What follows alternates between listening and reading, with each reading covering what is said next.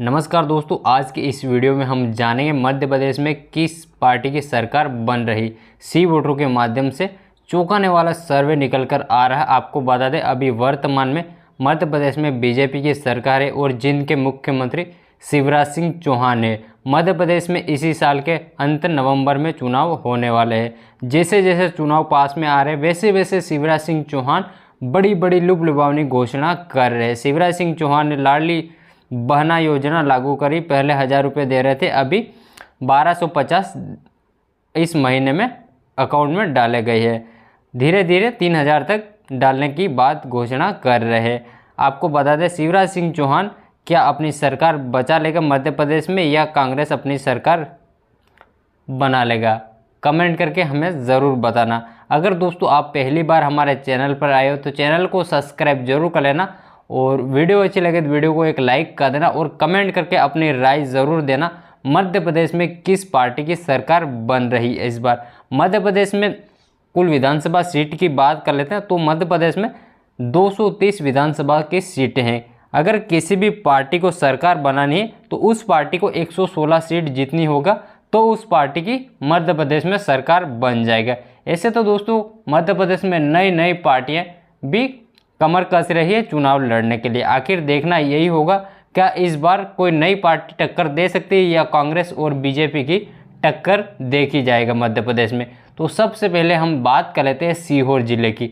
सीहोर जिले में कुल विधानसभा की 4 सीटें, 4 में से बीजेपी को 2 सीट मिलती दिखाई दे रही और कांग्रेस को भी यहाँ पर 2 सीट मिल सकती है। अगला जिला आ जाता है रीवा। रीवा में कुल विधानसभा की 8 सीटें, 8 में से बीजेपी को 4 सीट मिल सकती है और कांग्रेस को 3 सीट मिल सकती है और अन्य दल को 1 सीट मिल सकती है यहाँ पर। अगला जिले की बात कर लेते हैं सतना की। सतना में कुल विधानसभा की 7 सीटें, 7 में से बीजेपी को 2 सीट मिल सकती है और कांग्रेस को 5 सीट मिल सकती है। अगला जिला आ जाता है शहडोल।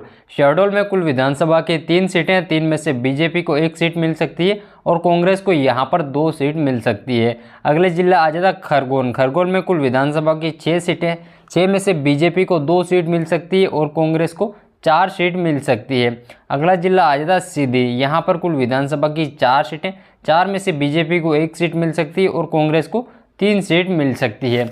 अगले जिले की बात कर लेते हैं बालाघाट की। यहाँ पर कुल विधानसभा की 6 सीटें, 6 में से बीजेपी को 2 सीट मिल सकती है यहाँ पर और कांग्रेस को 4 सीट मिल सकती है। अगला जिला आ जाता है सिवनी। सिवनी में कुल विधानसभा की 4 सीटें, 4 में से बीजेपी को 2 सीट मिल सकती है और कांग्रेस को भी यहाँ पर 2 सीट मिल सकती है। अगला जिला आ जाता है छिंदवाड़ा।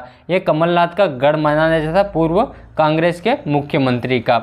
यहाँ पर कुल विधानसभा की 7 सीटें, 7 में से बीजेपी को 1 सीट मिलती दिखाई दे रही और कांग्रेस को यहाँ पर 6 सीट मिल सकती है।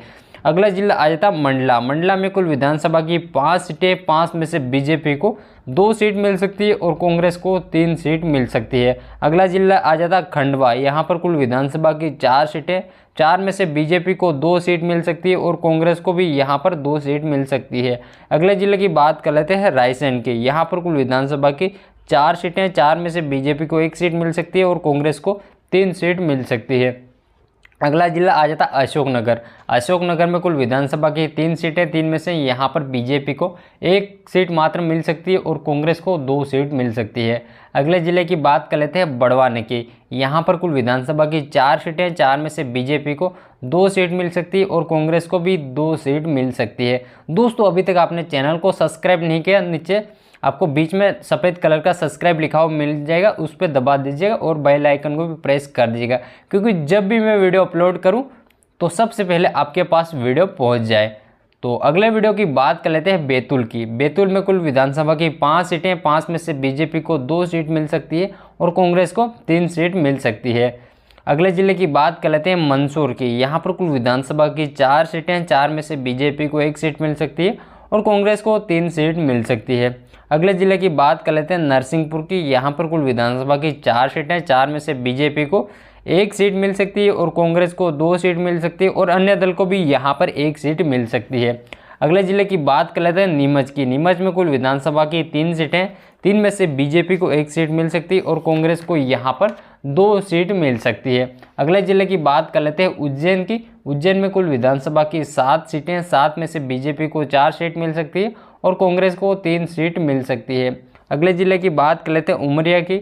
यहाँ पर कुल विधानसभा की 2 सीटें हैं, 2 में से बीजेपी को यहाँ पर एक भी सीट नहीं मिलती दिखाई दे रही। यहाँ पर बीजेपी का सुपड़ा साफ होते दिखाई दे रहा है और कांग्रेस को 2 में से 2 सीट मिल सकती है यहाँ पर।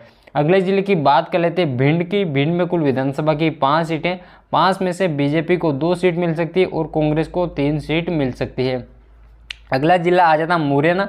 मुरैना में कुल विधानसभा की 6 सीटें, 6 में से बीजेपी को 2 सीट मिल सकती है और कांग्रेस को 4 सीट मिल सकती है। अगले जिले की बात कर लेते हैं आगर मालवा। यहाँ पर कुल विधानसभा की 2 सीटें, 2 में से बीजेपी को यहाँ पर एक भी सीट नहीं मिलती दिखाई दे रही। यहाँ पर भी बीजेपी का सुपड़ा साफ होते हुए दिखाई दे रहा और कांग्रेस को यहाँ पर 2 में से 2 सीट मिलती दिखाई दे रही।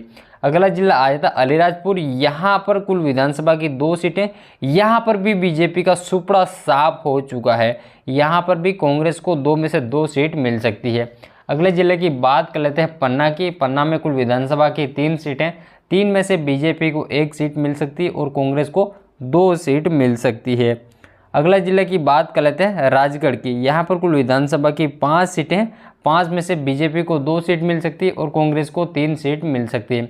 अगले जिले की बात कर लेते हैं रतलाम की। रतलाम में कुल विधानसभा की 5 सीटें, 5 में से बीजेपी को 2 सीट मिल सकती है और कांग्रेस को 3 सीट मिल सकती है। अगले जिले की बात कर लेते हैं सागर की। यहाँ पर कुल विधानसभा की 8 सीटें हैं, 8 में से बीजेपी को 3 सीट मिल सकती है और कांग्रेस को 4 सीट मिल सकती है और अन्य दल को यहाँ पर 1 सीट मिल सकती है। अगले जिले की बात कर लेते हैं भोपाल की। यहाँ पर कुल विधानसभा की 7 सीटें, 7 में से बीजेपी को 3 सीट मिल सकती है और कांग्रेस को 4 सीट मिल सकती है। अगले जिले की बात कर लेते हैं बुरहानपुर की। यहाँ पर कुल विधानसभा की 2 सीटें, 2 में से 2 कांग्रेस को मिल सकती है। यहाँ पर बीजेपी का सुपड़ा साफ होते हुए दिखाई दे रहा। यहाँ पर बीजेपी को एक भी सीट नहीं मिलती दिखाई दे रही। अगले जिले की बात कर लेते हैं छतरपुर की। यहाँ पर कुल विधानसभा की 6 सीटें, 6 में से बीजेपी को 2 सीट मिल सकती है और कांग्रेस को 3 सीट मिल सकती है और अन्य दल को 1 सीट मिल सकती है। अगले जिले की बात कर लेते हैं दमोह की। यहाँ पर कुल विधानसभा की 4 सीटें, 4 में से बीजेपी को 1 सीट मिल सकती है और कांग्रेस को 3 सीट मिल सकती है। अगले जिले की बात कर लेते हैं दतिया की। यहाँ पर कुल विधानसभा की 3 सीटें, 3 में से बीजेपी को 3 सीटें जाती हुई दिखाई दे रही। यहाँ पर बीजेपी को तीनों सीट मिल सकती है और कांग्रेस को यहाँ पर एक भी सीट नहीं मिल रही। कांग्रेस का सुपड़ा साफ होते हुए दिखाई दे रहा दतिया में। अगले जिले की बात कर लेते हैं देवास की। देवास में कुल विधानसभा की 5 सीटें, 5 में से बीजेपी को 2 सीट मिलता दिखाई दे रही और कांग्रेस को 3 सीट मिल सकती है। अगले जिले की बात कर लेते हैं धार की। धार में कुल विधानसभा की 7 सीटें, 7 में से बीजेपी को 2 सीट मिल सकती है और कांग्रेस को 5 सीट मिल सकती है। अगले जिले की बात कर लेते हैं डिंडोरी की। यहाँ पर कुल विधानसभा की 2 सीटें हैं, 2 में से 1 बीजेपी को मिल सकती है और 1 कांग्रेस को मिल सकती है। अगले जिले की बात कर लेते हैं शिवपुरी की। यहाँ पर कुल विधानसभा की 5 सीटें, 5 में से बीजेपी को 2 सीट मिल सकती है और कांग्रेस को 3 सीट मिल सकती है। अगले जिले की बात कर लेते हैं सिंगरौली की। यहाँ पर कुल विधानसभा की 3 सीटें, 3 में से बीजेपी को 1 सीट मिल सकती है और कांग्रेस को 2 सीट मिल सकती है। अगले जिले की बात कर लेते हैं टीकमगढ़ की। यहाँ पर कुल विधानसभा की 5 सीटें, 5 में से बीजेपी को 2 सीट मिल सकती है और कांग्रेस को 3 सीट मिल सकती है। अगले जिले की बात कर लेते हैं विदिशा की। यहाँ पर कुल विधानसभा की 5 सीटें, 5 में से बीजेपी को 2 सीट मिल सकती है और कांग्रेस को 3 सीट मिल सकती है। अगले जिले की बात कर लेते हैं सोमपुर की। यहाँ पर कुल विधानसभा की 2 सीटें, 2 में से 1 बीजेपी को मिल सकती है और 1 कांग्रेस को मिल सकती है। अगले जिले की बात कर लेते हैं गुना की। गुना में कुल विधानसभा की 4 सीटें, 4 में से बीजेपी को 1 सीट मिल सकती है और कांग्रेस को 3 सीट मिल सकती है। अगले जिले की बात कर लेते हैं अनूपपुर की। यहाँ पर कुल विधानसभा की 3 सीटें, 3 में से बीजेपी को 2 सीट मिल सकती है और कांग्रेस को 1 सीट मिल सकती है। अगले जिले की बात कर लेते हैं होशंगाबाद की। यहाँ पर कुल विधानसभा की 4 सीटें, 4 में से बीजेपी को 1 सीट मिल सकती है और कांग्रेस को 3 सीट मिल सकती है। अगले जिले की बात कर लेते हैं इंदौर की। यहाँ पर कुल विधानसभा की 9 सीटें, 9 में से बीजेपी को 4 सीट मिल सकती है और कांग्रेस को 5 सीट मिल सकती है। अगले जिले की बात कर लेते हैं जबलपुर की। यहाँ पर कुल विधानसभा की 8 सीटें, 8 में से बीजेपी को 2 सीट मिल सकती है और कांग्रेस को 6 सीट मिल सकती है। अगले जिले की बात कर लेते हैं झाबुआ की। यहाँ पर कुल विधानसभा की 3 सीटें, 3 में से बीजेपी को 1 सीट मिल सकती है और कांग्रेस को 2 सीट मिल सकती है।